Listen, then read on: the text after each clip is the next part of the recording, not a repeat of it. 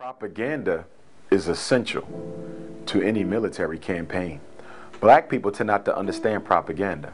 And the reason why we tend not to understand propaganda is because the propaganda channels, the mediums, the conduits, the radio, the television, the newspaper, we tend to just treat as forms of entertainment. We don't see them as military strategy. When there's a movie depicting black people in a negative image, when there's caricatures in the newspaper making jokes about black people, we tend to just see it as political entertainment. We don't see it as laying the foundation before the storm.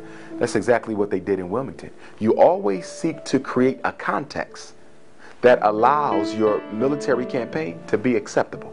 There's always context. You study Adolf Hitler in Nazi Germany.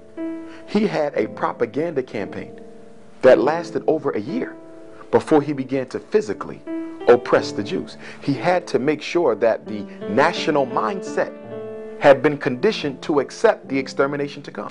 In Wilmington, North Carolina, the same exact thing happened years before Nazi Germany.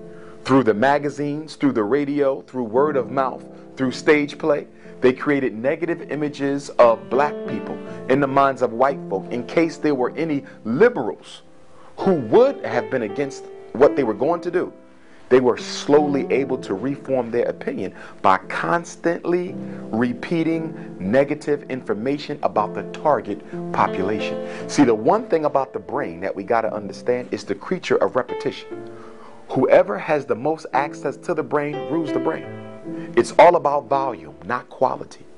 The more you tell people that a certain group of people are no good, the more you show images, the more you show sounds, song, poem, dance, projecting negative information about a people, sooner or later the subconscious begins to get conditioned automatically, because you can't turn off the subconscious to what it sees and what it hears.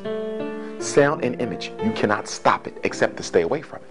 So sound and image are critical to any propaganda campaign because they help lessen the defenses of anyone who may be against what you're trying to do. It's the same thing happening right now. There is a direct assault on the image of the black man and woman internationally.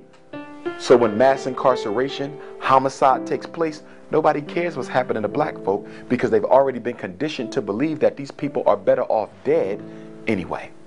So propaganda is the first stage of military warfare.